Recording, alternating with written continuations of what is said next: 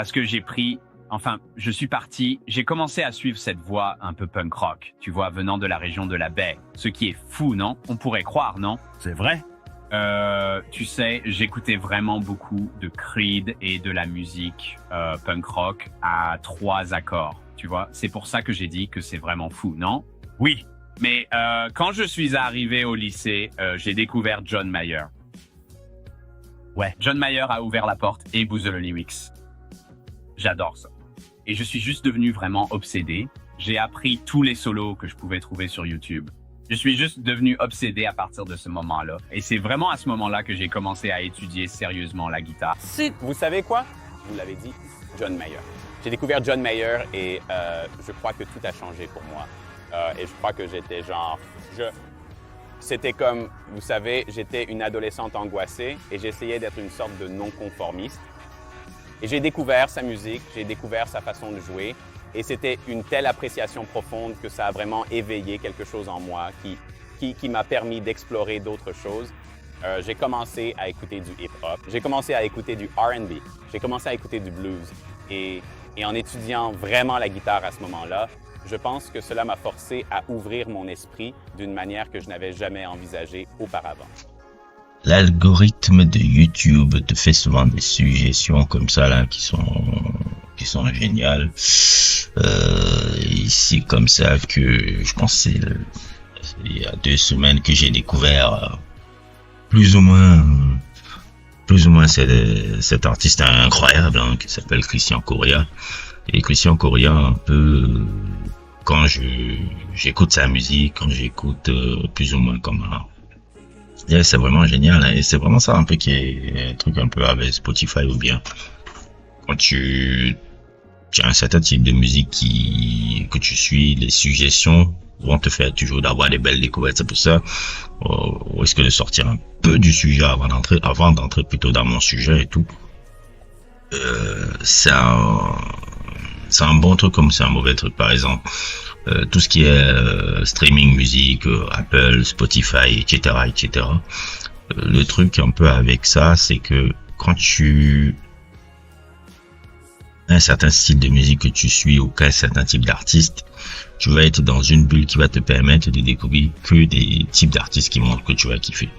Ce qui fait que tu seras enfermé un peu plus ou moins dans ta bulle et tout ce qui se passera peut-être un peu dans l'industrie musicale, un peu, tu ne sauras pas vraiment.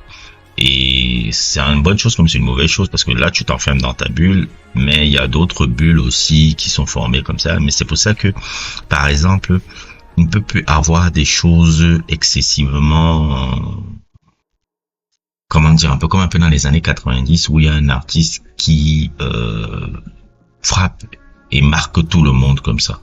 C'est-à-dire un peu, je vais prendre un exemple, un truc un peu à la Michael Jackson ou je sais pas Madonna ou tout, où le son devient mondial comme ça. Le succès mondial ne peut plus exister. Pourquoi? Parce que maintenant Spotify a fragmenté tout en bulles. Il y a des artistes qui sont immensement populaires, qui ont des milliards de streams, dont je ne connais pas.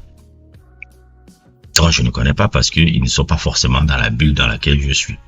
Et Spotify et le truc un peu ça. Il y a du bon, ça. C'est bien comme c'est pas bien, hein, parce que c'est bien parce que tu dis ah ouais, tu peux être dans tes découvertes musicales qui sont c'est pas bien parfois parce que ça sépare un peu l'expérience musicale comme ça, hein, chacun qui reste un peu dans sa bulle un peu et tout. Mais voilà quoi, et c'est comme ça que moi j'ai découvert Christian Coria là, complètement par hasard, parce que je pense d'abord je ne voulais pas faire un sujet sur lui, je voulais faire un sujet un peu sur plus ou moins, je voulais faire un sujet un peu sur comment il s'appelle, plutôt l'individu que j'étais en train de suivre, la Cassius Clay. Je l'ai découvert Cassius Clay, je pense il y a 6 ans. Et tout, avec le EP ici qui apparaît. Et j'ai vu qu'il avait sorti un nouveau projet musical parce que ça faisait 405 ans que je l'avais pas suivi. Il a toujours un peu du même profil, un peu que, c'est un peu un émutien, son dentiste et tout. Je suivais ce EP là, les 2 EP là, c'était Morning and c'était Hour là, je sais pas, Morning and Night, je sais plus. Et séparé un peu en deux là, je la mets dedans et je voulais faire un sujet sur ça. Et puis il y a une chanson que le Cassius Clay là a avec justement le Christian Coria là, qui est dans l'album dont on va parler aujourd'hui, qui s'appelle Paradigme, qui est le premier projet que je suis de. Et j'ai dit, oh, ça c'est qui ce mec là? Oh là là là là, et tout là-bas. Et quand je suis tombé sur plus ou moins le tube de l'album un peu qui s'appelle Ride, là, le son que vous entendez un peu en fond là, qui est une sorte un peu de version un peu de Prince, et un Prince avec John Mayer un peu dans la composition musicale un peu. C'est là où j'ai dit, ok, bon, toi, je vais te suivre et je pense que je veux faire plutôt un sujet sur toi et tout. Et plus ou moins, c'est pas son premier projet, hein, Christian Courrier. Hein. C'est vraiment pas son premier projet. Si je me trompe pas et tout. Il a déjà des EP, des trucs qu'il avait sortis, lui là. Si je me trompe pas. Un peu regarder pour ne pas raconter des conneries. Oui, il avait un album qui était sorti il y a 5 ans qui s'appelait Borderline. Bon, j'ai pas vraiment suivi et tout. Quelques EP par-ci par-là, mais Paradigme, je pense que c'est son deuxième album. Christian Courrier, qui est d'origine kenyane, qui vient d'une famille musicale, je pense. Famille musicale et qui a des origines kenyanes un peu. Et parmi ses origines un peu kenyanes et tout, ce qui est très intéressant avec lui, et c'est un peu le même parcours que je dirais même un peu avec Anderson .Paak par rapport à ça, même si Anderson .Paak a un peu le succès, c'est quelqu'un qui vient du milieu punk. Et alors tout ça, c'est quelque chose aussi bon. Je fais une digression un peu. Anderson .Paak, c'est quelqu'un qui vient aussi du milieu punk. Très très punk. Avant de bifurquer beaucoup. Il avait un groupe de punk un peu quand il était jeune. C'était quelqu'un qui avait l'esthétique punk. C'est pour ça que je peux même le ressentir un peu parfois un peu dans la musique, même en Paradigme là, je peux le ressentir un peu dans ce côté où l'album le style musical qui fait non conventionnel. Je peux comprendre un peu cet aspect là un peu dans ce qu'il fait. Et il vient de là et tout.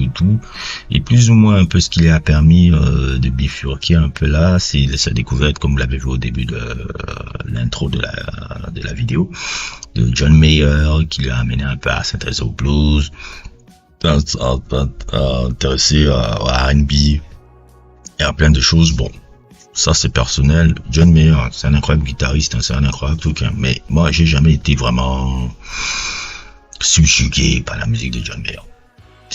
C'est sympa, c'est le truc, mais c'est pas le genre de John Mayer, je sais pas. C'est un incroyable musicien, mais c'est pas vraiment, ses albums ne me font pas vraiment planer comme ça. Là, je suis un incroyable guitariste, mais c'est pas vraiment quelqu'un qui me fait planer musicalement tant que ça, quoi. C'est un peu ça et tout.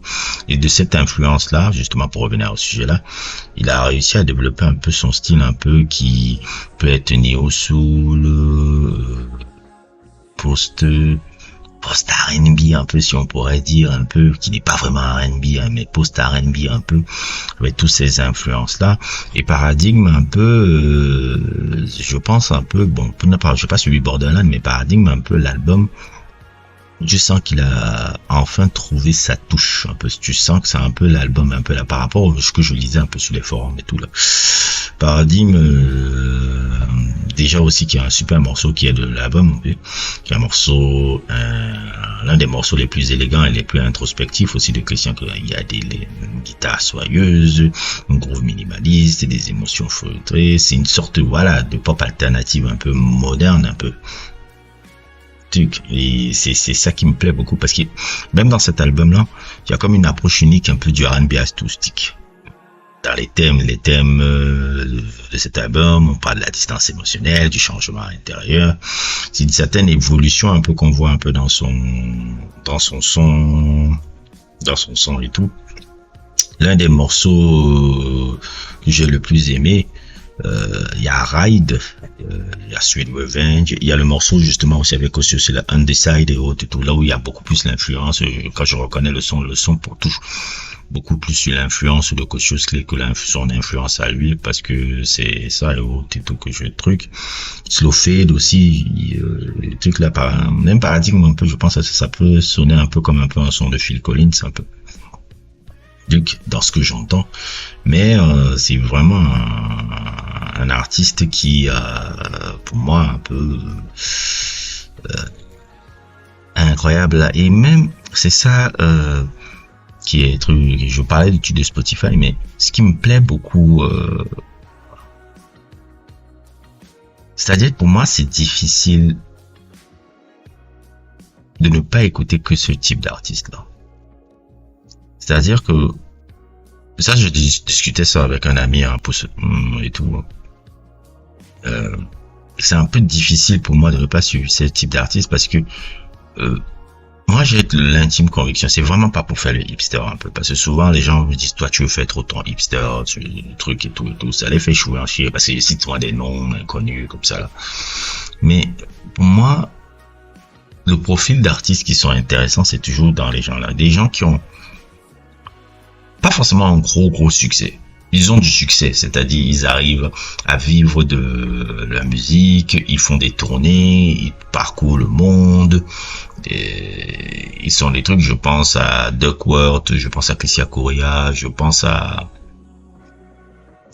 même Nourish by Time dont je vous ai parlé, Cautious Clay, la plupart des gens que tu vois un peu généralement dans la sphère je dirais indépendante, un peu musicale, un peu des gens qui ont leur propre public, qui les suit un peu partout.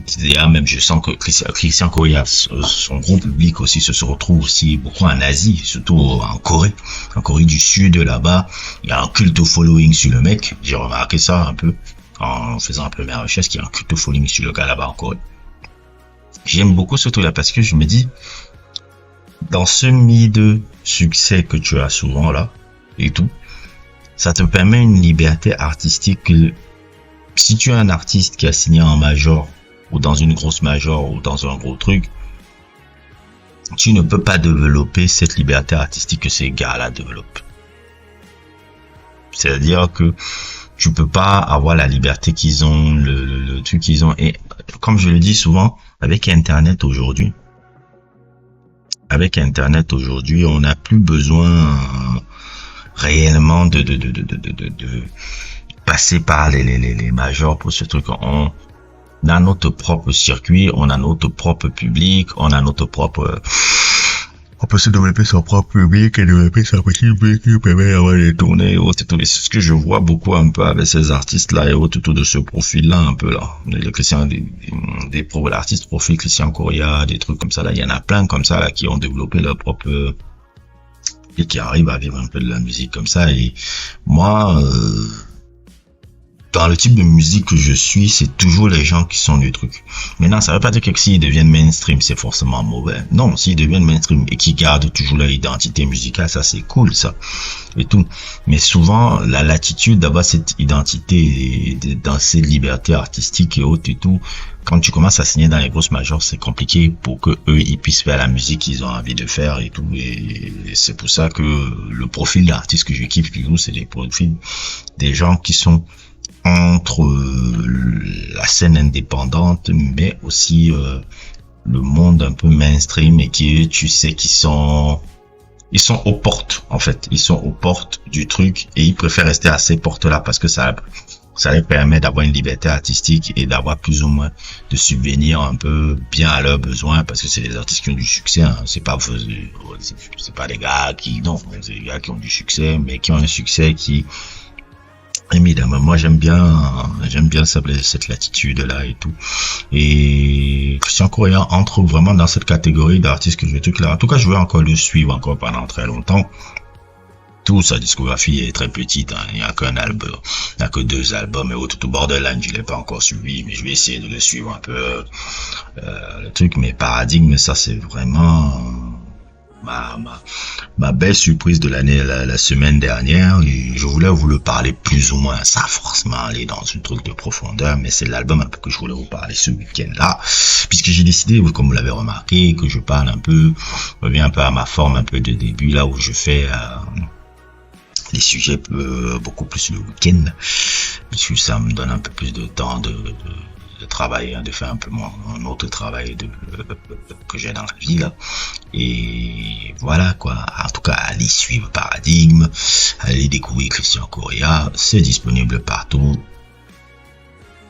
C'est disponible dans toutes les plateformes. Et voilà. N'hésitez pas à liker, n'hésitez pas à vous abonner. Et à plus pour d'autres aventures.